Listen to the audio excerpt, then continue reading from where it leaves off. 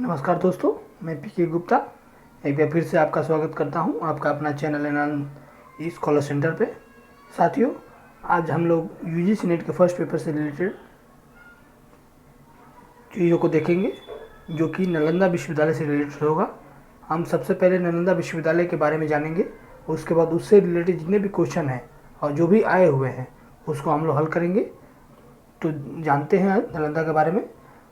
The ancient Nalanda was center of learning from the 15th century C to 12th century CE। साथियों, कह रहा है कि जो नालंदा विश्वविद्यालय था वो 5वीं शताब्दी से 12वीं शताब्दी तक था और located in present day Rajgir, Bihar, India. And Nalanda was one of the oldest university of the world and UNESCO declared the ruins of the Nalanda Mahabihar a World Heritage Site। कह रहा है साथियों कि ये आपके वर्ल्ड प्रेजेंट में आपका राजगीर है जो बिहार में है, लोकेटेड है। और साथियों, ये विश्व का सबसे पुराना विश्वविद्यालय माना जाता है और साथ ही साथ इस यूनेस्को ने इसको महाविहार घोषित किया है वर्ल्ड, और साथ ही साथ वर्ल्ड हेरिटेज साइट भी मानता है। ठीक, आगे बढ़ते हैं, इसका एक्सप्लेनेशन दूसरा देखते हैं इसके बारे में। Student at Nalanda studied Vedas and where also trend in fine arts, medicine, mathematics, astronomy, politics and art of the warfare. साथियों, नालंदा विश्वविद्यालय में छात्रों को वेदों का अध्ययन भी कराया जाता था, ललित कला का अध्ययन, चिकित्सा, गणित, खगोल विज्ञान, राजनीति और युद्ध कला में प्रशिक्षित भी किया जाता था। आगे देखते हैं इसके बारे में।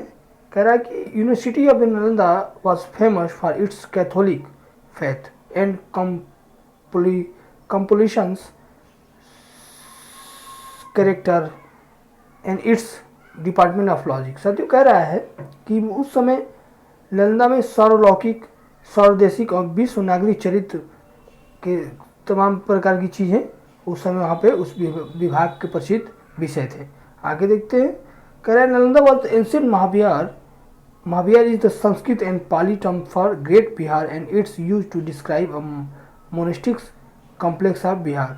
साथियों, महाविहार का मतलब होता है संस्कृत में और पाली में एक महान बिहार रहने का स्थान, जहाँ पर आप एक कई सारी चीज़ों को, मिश्रित चीज़ों को सीखते हैं, जानते हैं। Large and reverse Buddhist monastery in the ancient kingdom of Magadh, modern day Bihar in India. Nalanda Bharat में मगध आधुनिक बिहार के प्राचीन साम्राज्य में प्राचीन महाविहार एक बड़े श्रद्धेय के रूप में जाना जाता था। बौद्ध मठ था। आगे देखते हैं। Today it is the UNESCO heritage site माना जाता है महाविहार को। आइए देखते हैं अगला इसके बारे में। Nalanda flourished under the patronage of the Gupta empire in the 15th and 16th century and last under the Harshavardhana the emperor of Kannauj. 5वीं और 6वीं शताब्दी में नालंदा गुप्त साम्राज्य के संरक्षण में फला फूला और बाद में कन्नौज के सम्राट हर्षवर्धन के अधीन हुआ। आइए, 5वीं शताब्दी में फाउंडेड किया गया, 13वीं शताब्दी में इसको बंद कर दिया गया। अब कल्चर्स क्या थे? बुद्धिज्म। आइए और इसके बारे में थोड़ा जानते हैं, उसके बाद हम लोग हल क्वेश्चन करेंगे।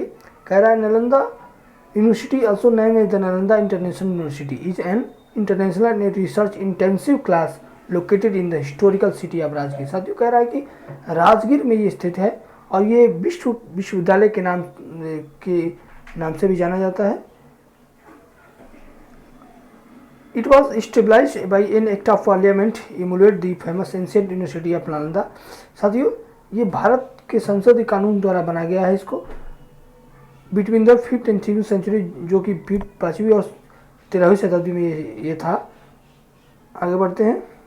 आज का पहला क्वेश्चन इससे रिलेटेड पूछ रहा है। At the time of whose visit Nalanda was called नल and was a center of higher education in various disciplines। कह रहा है किसके दौर में समय नालंदा को नल कहा जाता था और विभिन्न विषयों में उच्च शिक्षा का केंद्र था। साथियों, इसका आपका आंसर होगा सी। उस समय जुआंग जेंग थे जो उस समय आए थे वहाँ भारत में, जो कि चाइनीज स्कॉलर थे।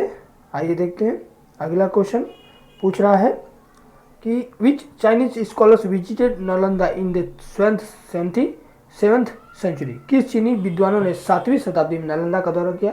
तो साथियों जिसका इसका आंसर होगा आपका बी, आई क्वेंग एंड जुआंग जेंग। आगे बढ़ते हैं। अगला क्वेश्चन पूछ रहा है कि which Chinese scholar was he who become a student of Nalanda to study yoga. वो कौन से चीनी विद्वान थे जो योग शास्त्र का अध्ययन करने के लिए नालंदा के छात्र बने थे। तो साथियों इसका भी आंसर आपका होगा जुआंग जेंग। आगे बढ़ते हैं। अगला क्वेश्चन पूछ रहा है who was the chancellor of Nalanda at this time of Xuanzang who was the highest living authority in yoga. पूछ रहा है जुआंग जेंग के समय नालंदा के कुलाधिपति कौन थे जो योग में सबसे अधिक रहने वाले अधिकारी थे। साथियों तो इसका आपका आंसर होगा शीलभद्र, आपका डी होगा। आगे देखते हैं। Shilabhadra was a Buddhist monk and philosopher. आगे देखते हैं अगला question. Under whom Nalanda was greatly ransacked by the army of Mamluk dynasty in Delhi सल्तनत। पूछ रहा है किसके अधीन दिल्ली सल्तनत के मामलुक राजवंश की सेना द्वारा नालंदा में बहुत तोड़फोड़ की गई थी। तो जैसा कि आप जानते हैं साथियों इतिहास में बख्तियार खिलजी का नाम आप लोग जानते होंगे। आगे बढ़ते हैं। अगला क्वेश्चन पूछ रहा है कि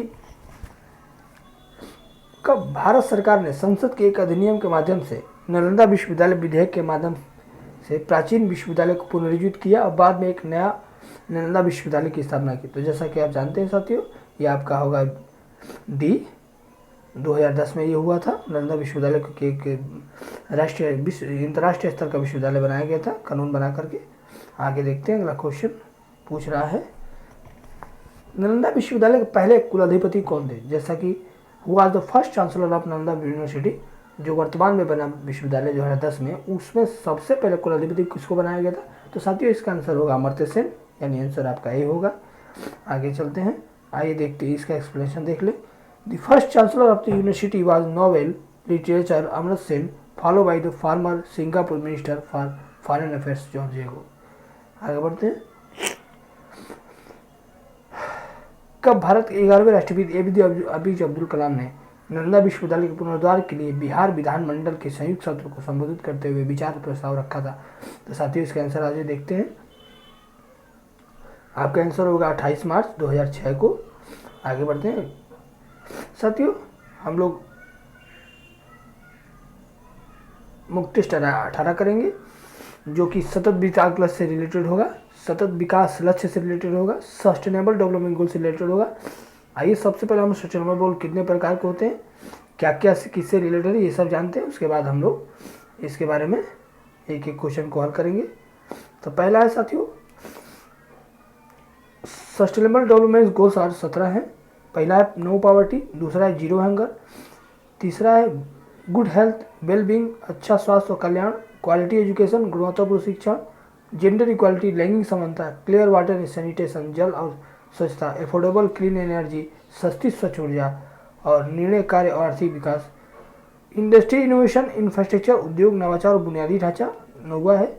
10वां है रिड्यूस इनइक्वालिटीज असमानता को घटाना, सस्टेनेबल सिटीज एंड कम्युनिटीज सतत शहर और समुदाय, रिस्पॉन्सिबल कंजप्शन इन प्रोडक्शन जिम्मेदार उपभोग उत्पादन, क्लाइमेट एक्शन 13वां है जलवायु क्रिया और लाइव बिलो वाटर पानी के नीचे जीवन की बात की जा रही है 14वां, और 15 है आपका जमीन पर जीवन, और 16वां आपका peace justice and strong institution शांति न्याय और मजबूत संस्थाएं, और लास्ट है आपका पार्टनरशिप फॉर द गोल्स यानी लक्ष्यों की साझेदारी। अब ऐसा करते हैं हम लोग एक एक क्वेश्चन हल करते हैं और जानते हैं कहाँ क्या क्या है।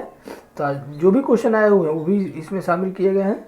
आइए देखते हैं। पूछ रहा है पहला क्वेश्चन कितने सतत विकास लक्ष्य हैं, यानी पूछ रहा how many sustainable development goals are there. तो साथियों जैसा कि आप जानते हैं 17 है, अभी हमने देखा, इसका आंसर होगा सी। आगे बढ़ते हैं।